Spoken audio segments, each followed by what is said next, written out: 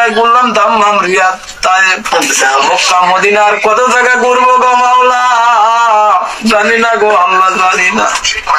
আল্লাহ গুনাহ করতে করতে এত গুনাহ করেছি গো আল্লাহ, আল্লাহ আপনি মেহেরবানি করে আল্লাহ মাফ করে দাও আল্লাহ, হায়াতে তৌফিক দান করো আল্লাহ।